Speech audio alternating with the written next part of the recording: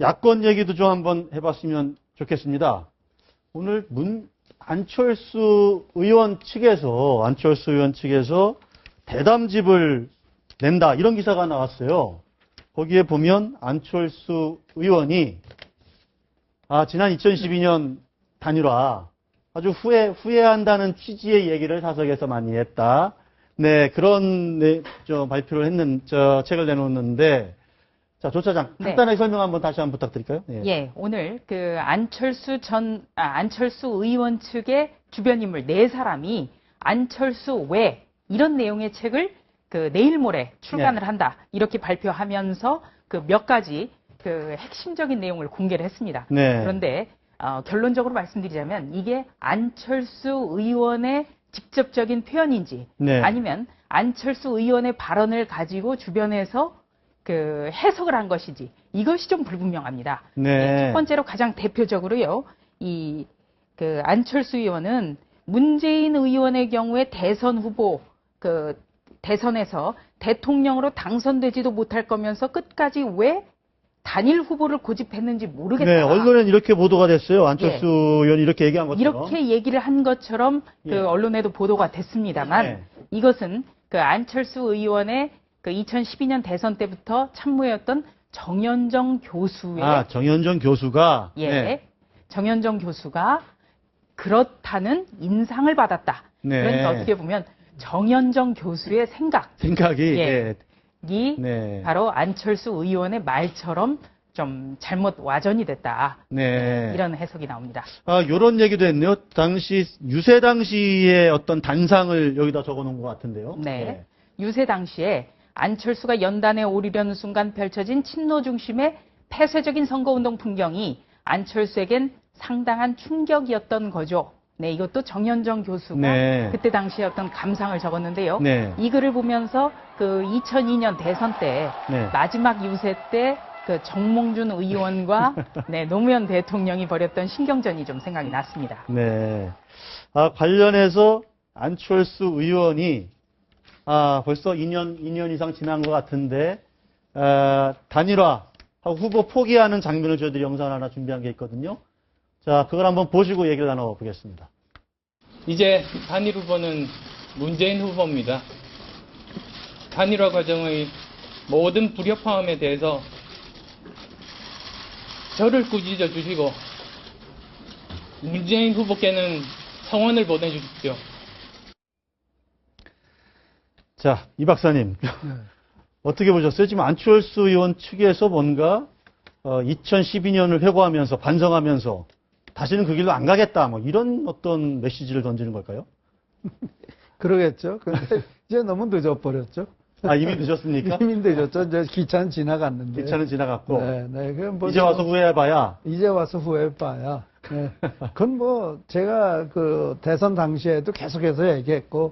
대선 끝나고 합당 과정에서도 계속 얘기를 했는데. 제가 제일 안철수 씨가 성공하고 싶으면은 민주당을 와해시키는 걸 목표로 해서 전략을 세워야 된다. 그런 얘기를 민주당을 그냥 그대로 먹는 쪽으로 먹는 게 아니고 와해시키는 거는 호남에서 세 자리 아닙니까? 광역 그것만 집중을 해라. 그래서 거기서 한두 자리라도 이기면은 민주당 와야 된다. 그 다음에는 와해된 민주당은 안철수한테 올 수밖에 없다. 그 얘기를 제가 쉬지 않고 했습니다. 쉬지 않고 했는데 기회만 있어 나한테 그런 얘기를 물어서 내가 전략가로서 그렇게 했을 것이다. 근데 결국 잡혀 맥혀버렸잖아요. 그러니까 호랑이와 사슴 얘기가 호랑이 굴로 사슴이 들어간 것 같다. 이런 평가도 나왔어요. 호랑이를 잡으러 들어간다라고 했는데 사실 그런 것 같습니다.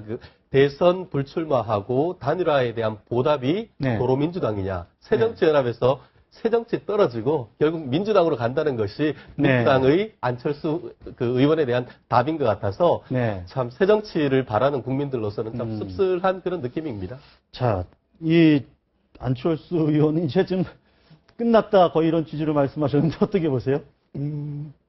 그렇게들 많이들 보고 있죠. 그런데 저는 좀 그러지 않았으면 좋겠습니다. 안철수 의원이 조금 더 공부를 해가지고 다시 우리 정치에 새 정치 그 불씨를 꺼뜨리지 말고 다시 나왔으면 하는 생각입니다. 그런데 그러기 위해서는 많이 바뀌어야죠. 지금 이른바 본인 뭐 섭섭하시겠지만 뭐 간철수라고 하지 않습니까? 뭐 간이나 보고 돌아다닌다는 식인데 뭔가 좀 굳건한 심지를 가지고 정말 새 정치를 위해서 내가 희생되겠다라는 각오를 가지고 뛴다면은 저는 안철수 의원에게 다시 또 기회는 있을 수 있다라고 봅니다.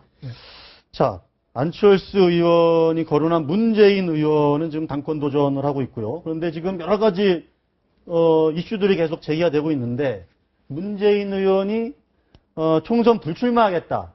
이거에 대해서 지금 다른 당권 주자들이 엄청 공격을 하고 있는 것 같아요. 어떤 내용입니까? 그렇습니다. 이제 문재인 의원이 언론 인터뷰를 통해서 당대표에 당선이 된다면 다음 총선에서 지금의 지역구인 부산 사상에서 출마하지 않겠다. 이렇게 얘기를 했습니다. 부산 사. 예, 사상가 조대까지는. 그래서 당내에서는 부산은 정말 그 새정치민주연합의 취약지대고 문재인 의원 같은 대선 후보가 직접 나서서 더 도전을 해줘야 되는데 거기를 왜 안 나간다는 거냐. 그리고요, 이 친노의 어떤 저격수, 조경태 의원은 이런 얘기를 했습니다.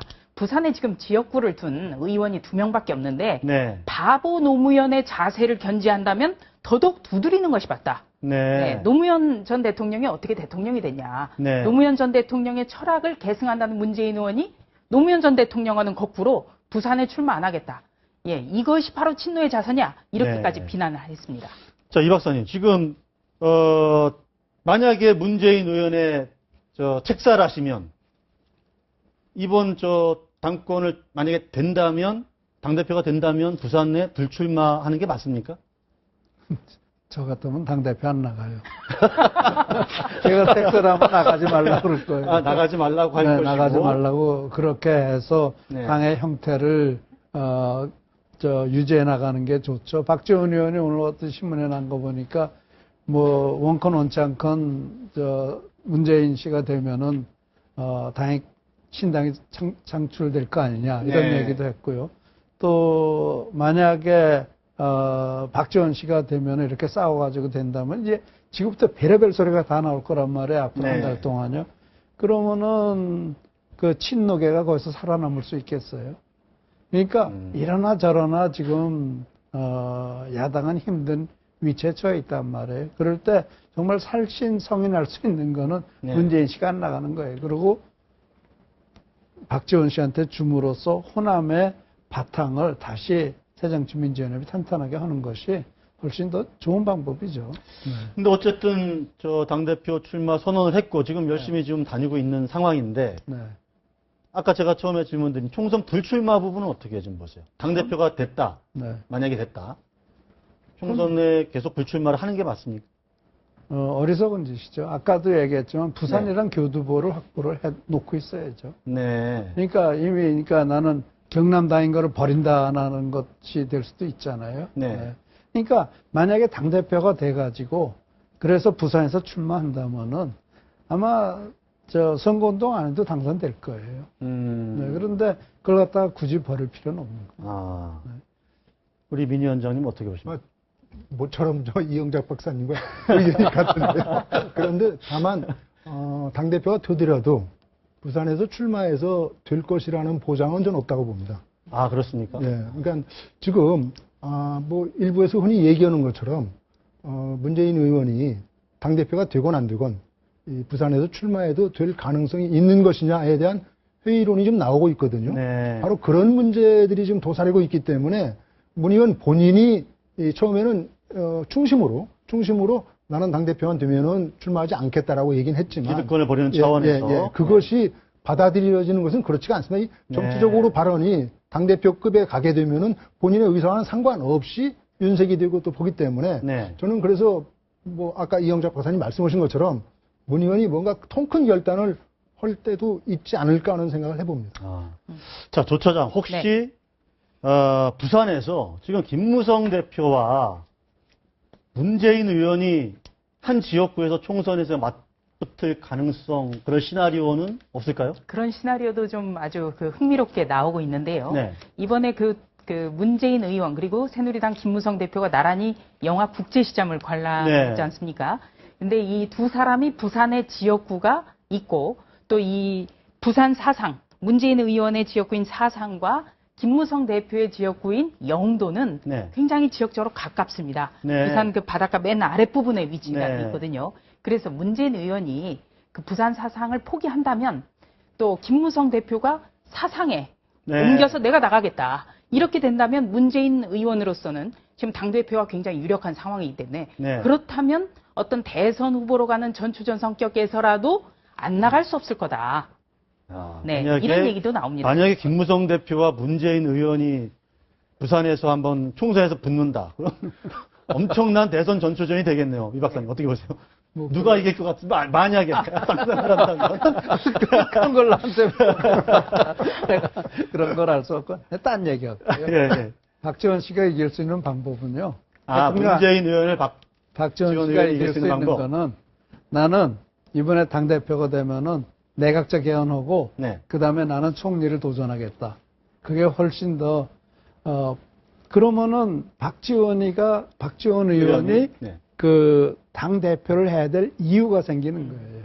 남이 대통령 만들어주기 위해서 내가 당대표 되겠다가 아니고 그러고 나면 내가 집권할 수도 있다. 호남 사람들한테 그런 희망을 주는 거죠. 그러면 그러면 문재인 의원과 싸움이 될 수가 있겠죠. 그렇군요. 네. 알겠습니다. 자.